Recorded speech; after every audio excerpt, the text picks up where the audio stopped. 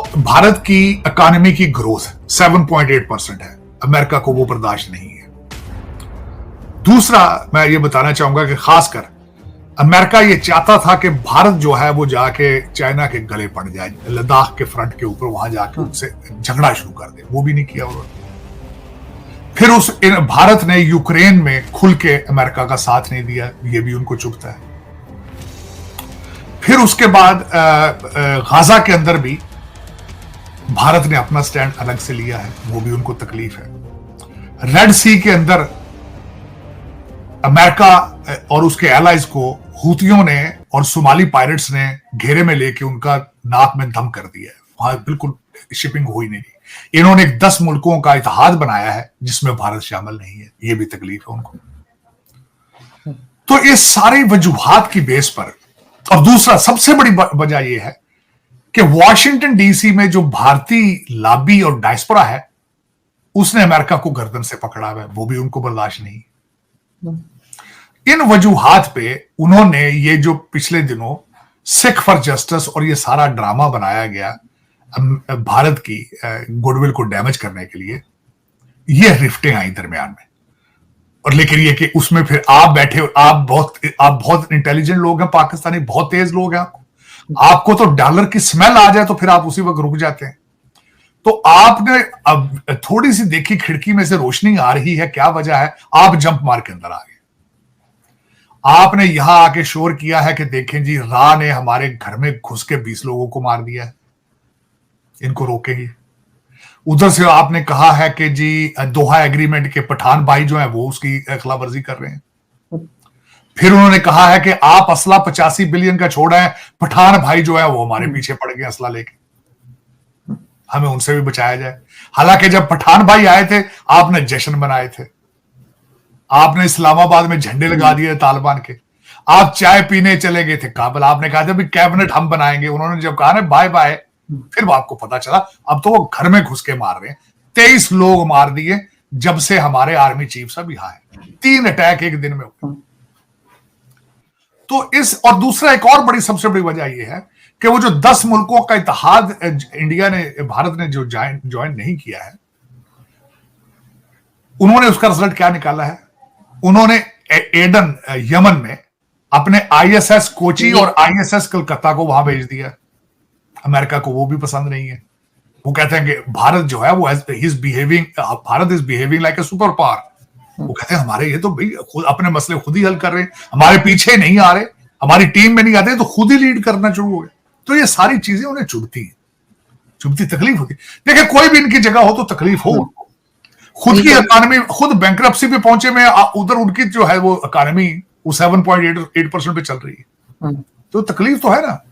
गोरा किस तरह बर्दाश्त करेगा भाई, जहां हमारे दादे पोते जो इनके दादे परदादे जो थे ईस्ट इंडिया कंपनी वाले, मोदी साहब ने बहुत बदला लिया है। वो कहां गए थे सबसे पहले, सूरत में गए थे 16वीं सदी में, 1600 में सूरत गुजरात में गए थे।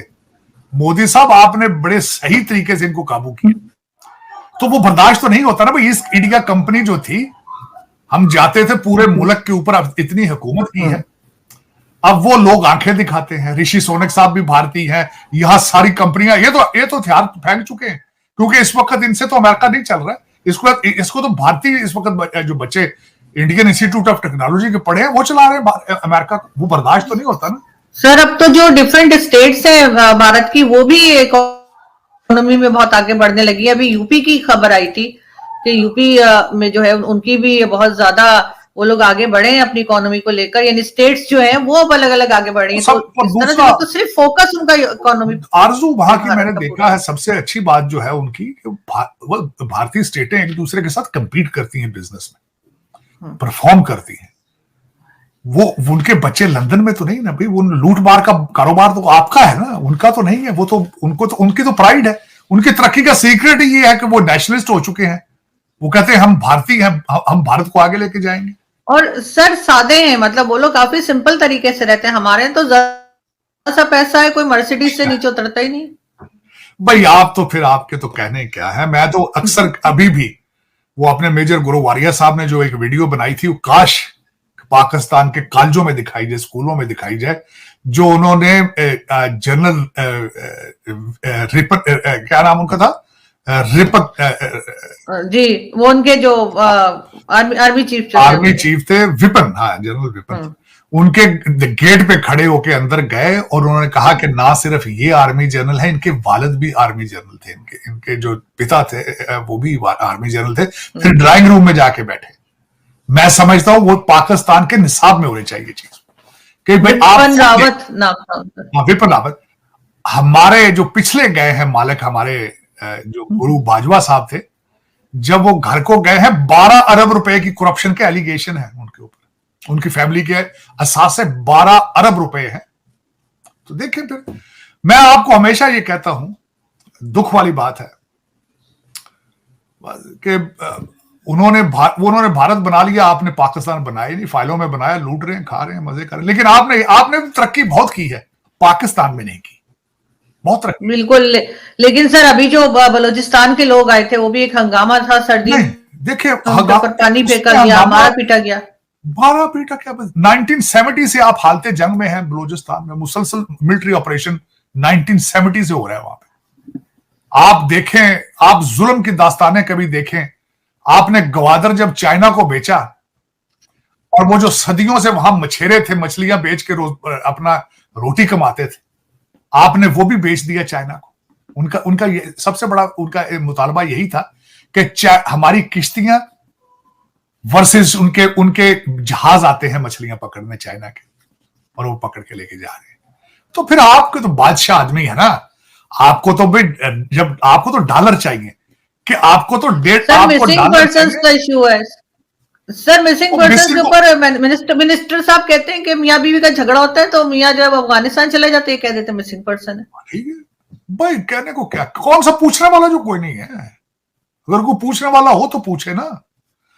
और आरजू, दूसरी बात यह है कि जब आपको डॉलरों में हर चीज चाहिए होती, डॉलर मिल जाते हैं। सुना था किसी का भाई यहां पे पिज्जा डिलीवरी करता था, अब 150 पिज्जों का मालिक है। फिर वो आप इसको समझ ही सकते हैं क्या हो रहा है आपके कंट्री के साथ। आप ईरान और अफगानिस्तान का बॉर्डर सुना है, आप ठीक करना ही नहीं चाहते, क्योंकि वहां करप्शन इतनी है और इतना चार्म है इस चीज में, आपको मजा आ गया आपको स्मगलिंग का। तो आप कौम तो रहे नहीं आप। और पता है आपको, सब पता है कि क्या फ्रॉड हो रहा है, क्या सर चीज का पता है आपको। काश आप, मेरा मकसद, कोई सोचता है इसके बारे में क्या हो रहा है। किसी के मुंह से टूटा हुआ लफ्ज मैंने नहीं अभी तक सुना किसी के मुंह से कि आए मिलके एक्सपोर्ट बढ़ाएं, आए मिलके बच्चों को पढ़ाने का जिम्मा ले, आए 51% औरतें जो घरों में बंद हैं उनको किसी काम काज पे लगाया जाए, आए पाकिस्तान बनाए। आज कौम, वो देखे, वो गया था, वो मुर्शिद कहता था नया पाकिस्तान बनाएंगे। वो किसी ने कहा यार तू नया पाकिस्तान हमें चाहिए ही नहीं, तो तू क्यों बना रहा है यार। तो सर देखिए ना, साइंस में तो यकीनन तरक्की की होगी, इसलिए कि इमरान खान जो है वो जेल से बैठ के उनकी वो हो गई, पॉलिटिकल रैली हो गई उनकी ट्विटर के ऊपर। नहीं भाई, देखे मैं उस पर बात करते, लेकिन किसी ने कहा भाई हमें तो नया पाकिस्तान चाहिए ही नहीं, हम रियासत मदीना बनाए, हम तो जिहाद करने आए थे, हम अरबों के रिश्तेदार हैं, हम तो पठान लोग हैं, जिहाद करेंगे। यार कैसी बातें करते हो आप, पठान हो, आप अरबी हो, कौन हो आप।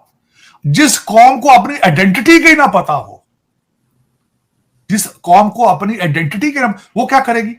इतने सैयद इस वक्त सऊदी अरेबिया में नहीं जितने पाकिस्तान में है, अंदाजा लगा लेना। हर दूसरा बंदा कहता है मैं सैयद हूं। सर मैं भी हूं।